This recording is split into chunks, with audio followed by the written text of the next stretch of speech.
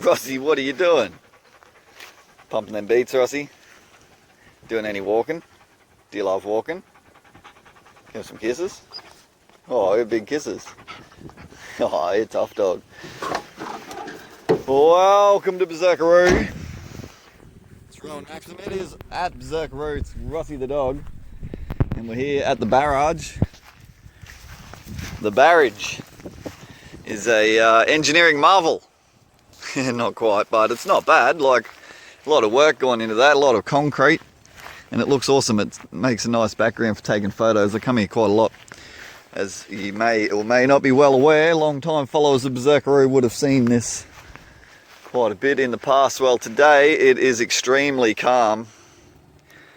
So the water, what the barrage does is, I guess, it's like a weir, kind of like a dam. Also, it's for floods. Rockhampton gets mad floods, but it's also for drinking water. So on this side that we're at the minute is fresh water, and down that way is the salt water. The river goes out to the ocean, so the barrage separates the fresh and the salt. Maybe you can see on the other side there, it's like a crane tower type of unit. Well, that's on rails. I guess you'd call it a gantry, and that comes across and it hooks up to each of these gates and can pull each gate up and down to control the flood waters. So at the moment I think all gates are closed because it hasn't rained for quite a while. I'll duck around here. Rossi the dog. Yeah, and this first gate thing here is like a spillway bit. I think this might give them time to open the gates. I don't know. Rossi's having some swimming because it's freaking hot today.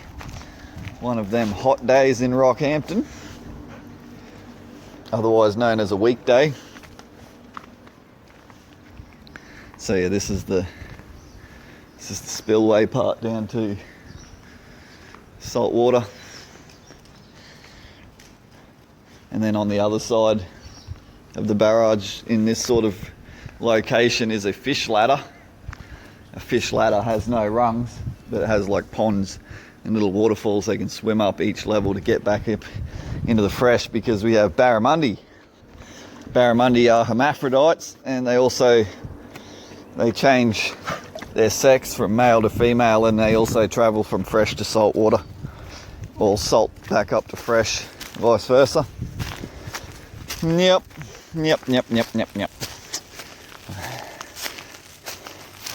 Big piss, Rossi.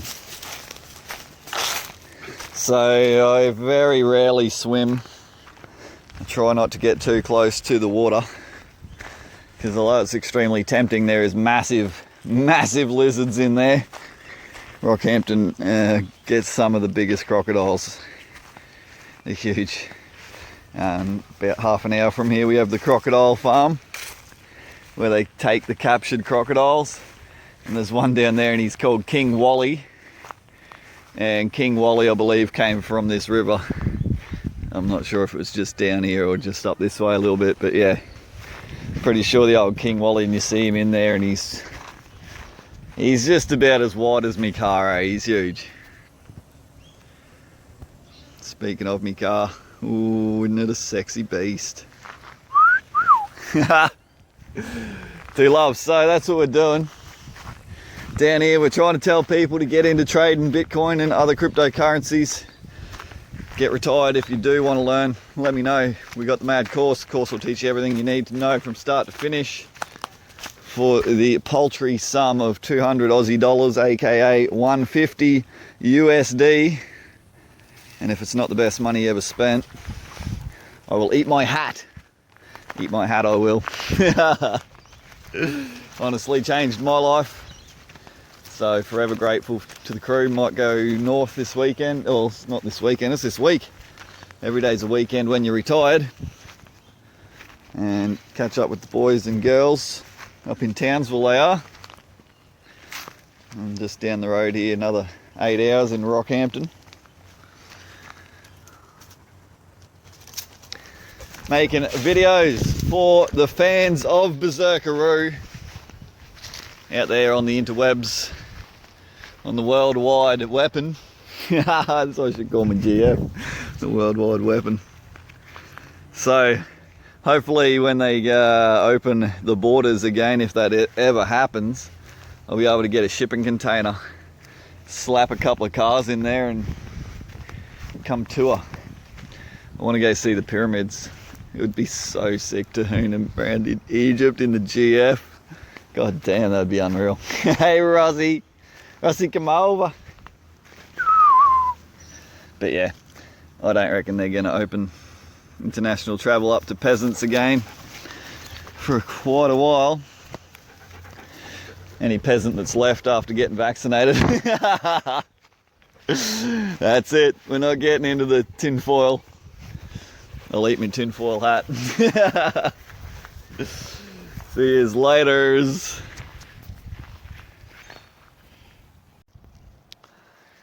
Alrighty then, in carrying on from our last video previously was several minutes ago. Hey look, Rossi's doing a shit. You gonna jump? Yeah. Well, the sun has gone down and the moon has come up. Long ago somebody left with the cup. We're at the river, but this time we're down the salty end. This area is generally and affectionately known as the soccer fields. So in England I believe it's called football. In America I think it's also called soccer. And there's some fields for playing soccer, hence the name the soccer fields.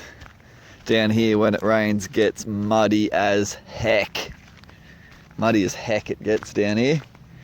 It's awesome. It's awesome as. But like I said, it hasn't rained in a while. But what I just did want to show you is down here there's heaps of fish jumping. I think they were mullet. Rossi's found some disgusting tucker. There's always fish frames and all sorts of slime down here, but something's having a chew. Tried to make them jump. There's probably gators. I'm not going in there. It's probably massive crocodiles right there. Gross. So, safety first, and you're also getting chewed up by sandflies, which are like mosquitoes, but like smaller, like size of a grain of sand. And instead of just stinging, getting in with a proboscis and sucking your blood, they land on you, cut you open, piss into your wound, and then I don't know if they even take your blood. I think they just like pissing in your wounds. So they're horrible friggin' things, and man, they're the worst. They hurt for a couple of days after that.